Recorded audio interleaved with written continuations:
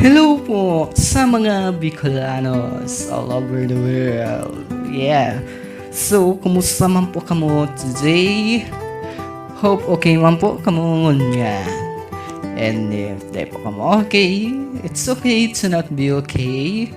And just listen to this podcast and hope I make your day happy again. Yes, I am your host po pala for today. My name is San Vito Madera Negro. And now you're listening to the episode 22 of Kaulay Podcast. Yes, Kaulay Podcast is powered by DB Production. Kaya kung naghahanap ka ng podcast na pinag-aulayan about sa mental health or self-improvement using Bicol dialect, or kung gusto mong makahanap ng kadamay, bako kang okay ngunyan, well, this podcast is for you. Yan daw yung sabihin daw sa masunod na episode para daw paano maging engaging baga yung podcast natin. Yan. So, bago po kita mas duman sa sunod na part kang episode na ni, I just want to say thank you very much sa mga taong padagos na nag-support kang podcast from the start hanggang ngunyan. Yes, thank you po sa inyo. Bagay sa inyo na mamotivate ako na mag-record and mag-publish ng podcast, and hope padagos lang po ako sa pag-support kang podcast na ni. And if di pa po kamo nag-follow, yan, i-hit na po ang follow button. Nagdadamo man kamo sa Spotify, YouTube, or Apple Podcasts, yan, para updated po kamo sa latest episodes natin. Yes, okay. And so, digli na po kita sa featured Bible verse. Yan, so ano kaya yung featured Bible verse na gusto kong i-share sa Indo sa episode na ni? Yan, bad, naiapot nindo. So, gusto ko i-share sa Indo, guys, yung sinasabi di sa Proverbs 15:1. Yan. So, ini yung guide sa pwede tang may apply everyday ta. Syempre baga, bako ang gabos na oras, good vibes yung na-receive na, di ba? Minsan, may pagkakataon na natataramang ba kita ng kung magayon, or nakaka-receive kita ng mga makukulog ng mga tataramon. Kaya bad may haputin do, paano ta kaya ini mahahandle? Yan, so uni po yung sinasabi sa Proverbs 15:1. English muna yung basahon ta. Sabi di, a mild answer turns away rage, but a harsh words stirs up anger. And iniman po yung mababasa ta sa Bicol. An mahu yung simbag nakakahali nin kaanggutan, pero an maisog na tataramon nakakapaanggut. Yan. So, kaya nga yung gibuhon ta? Pag halimbawa, may nakataram sa to yung makukulog, or bakong magayon yung way kang pagtaram. So, sabi sa teksto, mahu yung simbag. Totoo guys na baka talaga yung madali kasi pag halimbawa, may nakataram talaga sa to yung maraot, bakong magayon sa way kang pagtaram, natural man na, maafektaran kita to the point na, bakong magayon na din yung may taramta, or makabukos pangakita ng tataramon. And I tell you guys, valid man yung namatenta.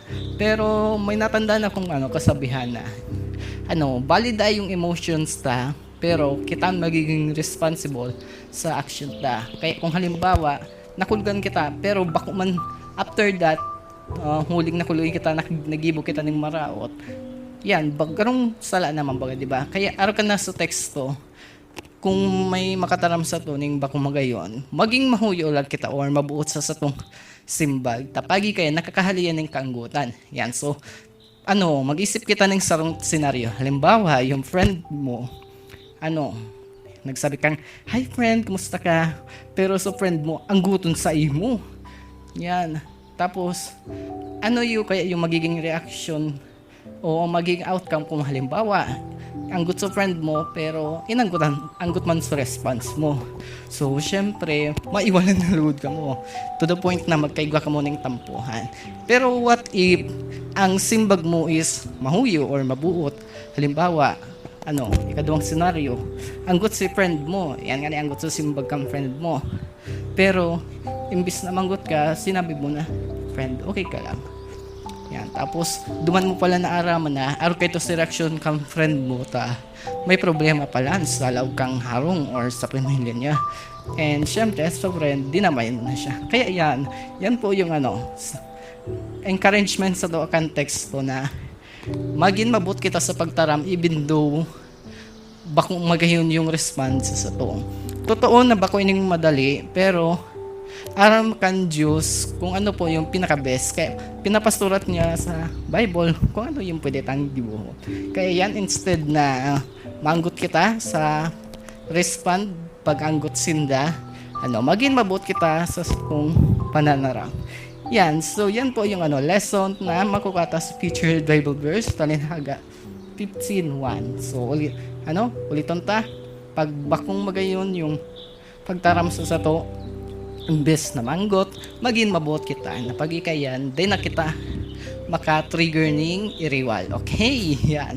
So, napahaloy ba tayo? Yan. So, duman na po kita sa pinaka-main topic for this episode. Yan. Convert cards, getting to know you version yung gagamiton ta guys. Okay. And, ano siya guys sa category kan connection. Yan. Magayon po tayo eh. Sabi hindi, what's your love language and how do you prefer to receive care? Ulitin ko yung question. What's your love language and how do you prefer to receive care? Love language. Garong nadadang ko lang sa halimbawa, kung ang sarabagang tao, nasa relationship, minsan ihinahapot kang iba, anong love language mo kay kay babe mo, yan.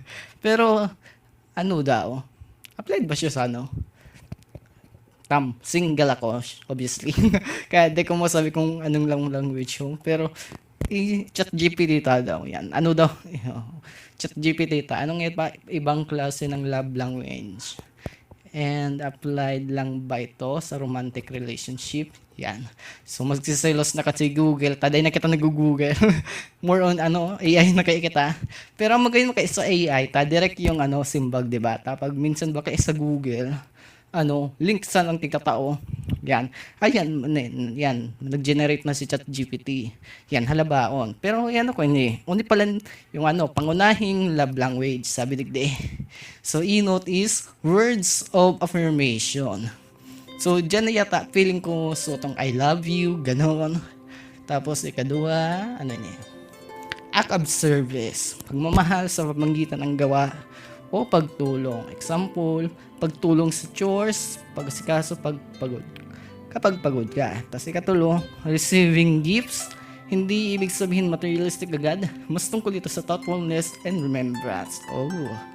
Tapos number 4, sabi di quality time, buong attention and presence. And last, physical touch. Pagmamahal sa pamamagitan ng safe and appropriate physical affection.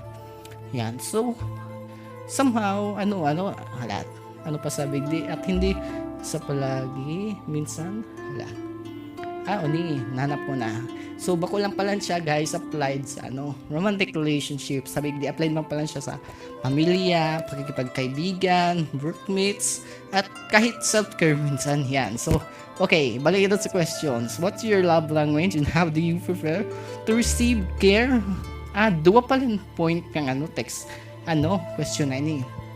Love language, tas how do you prefer to receive care? Yan. So, duman muna kita sa love language. So, kung akong hahaputon, act of service. Yes.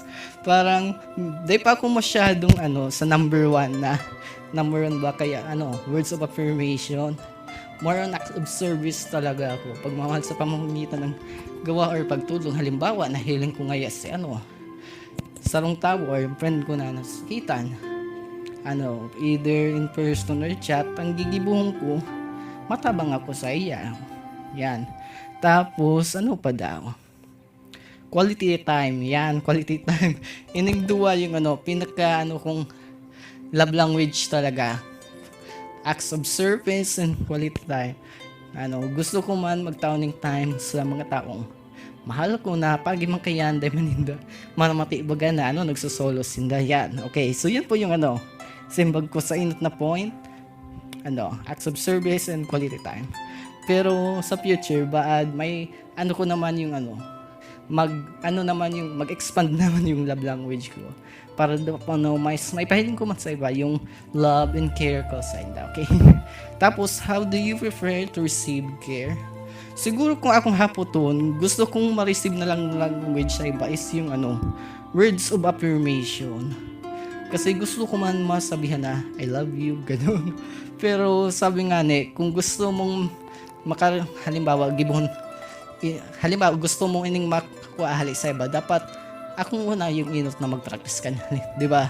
Halimbawa, gusto ko man gusto ko maka-receive ng I love you, dapat akong una yung inot na mag-practice. Yan. So, self-improvement ko naman inisa sa diri ko na dapat kung may gusto ako na gusto na ma-receive sa iba, dapat ako na muna mag-practice. Yan. So, from now on, ko na yung words of affirmation. Okay, yan. So, mga compliment. Yan. So, yan naman yung gusto ko nga po dyan. Patalubuon, di ba? Yan. So, yan po yung simbag ko. Words, act of service and quality time. Tapos, gusto ko man maka-receive ng words of affirmation. Yan, okay. So, i-flip down na ang card na ini. Here, sabi digdi, understanding how you feel love shows self-awareness. You deserve to receive care in the way that truly reach your heart, not just in ways that are convenient for others. Yan. So, magayon man pala, di ba? Na kung halimbawa may mga tao na nagmamahal sa to, syempre gusto taman mamati yung love na bukas din sa kalooban na kung paano gusto tamang baga magpahiling ng pagkamuot na dahil napipiritan and hali sa puso ta, di ba? Yan. So yan na po yung simbag ko for this question. So ano po yung isisimbagin do sa question na ini? Ay na to. What's your love language and how do you prefer to receive care? Mag-comment lang po kamo. Okay, yan. So, ano po yung masasabi nindo for today's episode? Mag-comment lang po kamo. And digdi na po nagkatapos ang episode 9 and hope nag-enjoy po kamo sa paghinanyog. Okay, so ano po yung masasabi nindo sa episode na ni? Mag-comment lang po kamo. Okay, I'm your host po pala for today. My name is John Peter Madera Negro and hope magkairabanan po kita sa susunod na episode. Bye-bye.